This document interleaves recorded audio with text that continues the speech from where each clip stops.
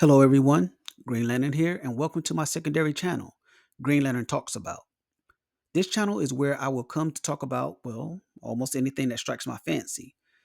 My primary channel, Green Lantern Gaming, is where I post content centered around my horrible gameplay and other gaming related videos.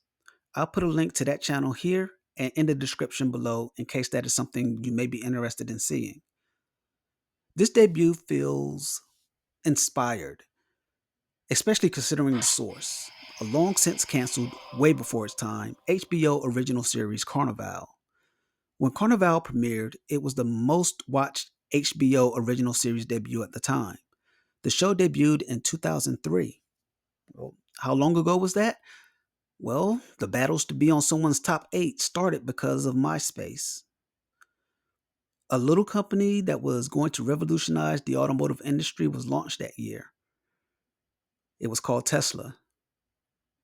A new website to help establish networking connections for employment opportunities was launched. It was called LinkedIn. So, yeah, it's been a while since its debut.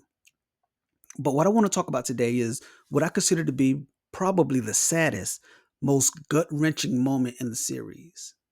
So, here's your spoilers warning.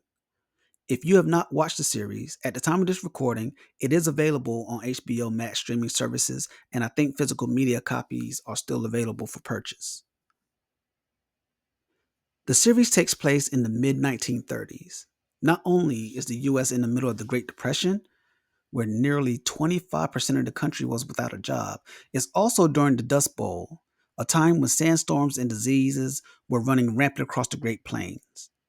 After his mother's death, Ben Hawkins, played by fresh faced Nick Stahl, is an 18-year-old fugitive who was picked up by a mysterious traveling carnival run by an unforeseen force known only as management. Surrounded by magic, Ben reconnects with his long dormant supernatural powers. Meanwhile, hundreds of miles away, an evangelical preacher, Reverend Justin, played by the incomparable Clancy Brown, is plagued with nightmarish visions. What the two of them don't know is that they're set to become players in the great and heretofore unseen battle between darkness and light. As Ben travels with the carnival, bits and pieces of his past are revealed to him through nightmares and odd happenings within the confines of the carnival itself. At the end of season 1, episode 5, entitled Babylon, Dora May, one of the girls who performs basically as a stripper, is found dead. The word harlot is carved into her forehead. This is the catalyst for episode 6, entitled Pick a Number. The members of the carnival want justice. One of theirs is dead, and someone from the town of Babylon has to pay. They find the town to be basically a ghost town, despite having had large crowds the previous night. They finally happen across a man who works as a bartender in the town. They take him back to the carnival so they can enact their own brand of justice. He's told to choose a number between 1 and 6. He doesn't understand at first, but he settles on 3. Then he comes to realize he is going to be playing Russian roulette, and the number he chose was the number of trigger pulls he has to face. Before the bartender faces the trigger pulls, he begs that he be killed outside of Babylon. There's a hill on the outside of Babylon. Take him there, do it there. When questioned why Dora had to die, the bartender says that it wasn't like she was a good girl. I mean, after all, she was a stripper basically, and there weren't any women in Babylon, so why not her? Ultimately, he survives all 3 trigger pulls. The carnies are upset and demanding that he dies anyway. After a speech from Jonesy, he is the person who found Dorme's body, they relent and they let the man leave. Sometime afterwards, Samson, the leader of the carnival troupe, goes to the bar and asks the man more questions about why he wanted to die outside of Babylon. He tells Samson that there was a mine collapse and everyone in the mine was thought to be dead. But they returned from the mines the next day. You see, it turns out that if you die in Babylon, you reanimate, but you can't leave Babylon either. So, knowing this, Samson shoots the man, dooming him to the fate he so desperately wanted to avoid. As Samson is leaving the saloon, a kind of a smile appears on his face as he thinks about the justice he dispensed for Dora May.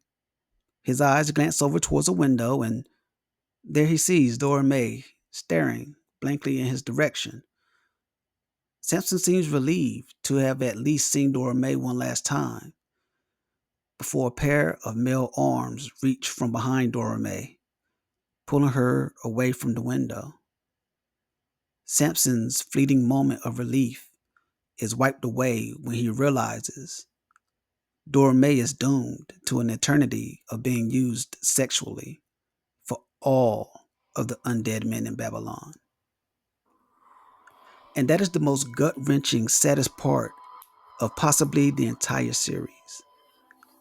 And that's saying a lot, considering that the opening scene of the series is Ben's own mother telling him not to touch her as she dies. The bank sends someone to tear down their house as Ben is trying to bury his mother. The realization that Ben is only like 18 years old, has been sentenced to hard labor, and escaped a chain gang. Finding out that one of the characters is the product of a sexual assault committed by Reverend Justin. Understanding that this is the Great Depression where jobs and food are scarce and the carnival is literally sometimes taking money out of the pockets of its patrons. If you haven't watched this series, I highly recommend it. It is probably number one on my list of shows that need to be finished. It was canceled after the second season due to, well, what else? Low ratings. At any rate, the show is canceled and it's a shame because it's certainly worth watching and, in my case, rewatching.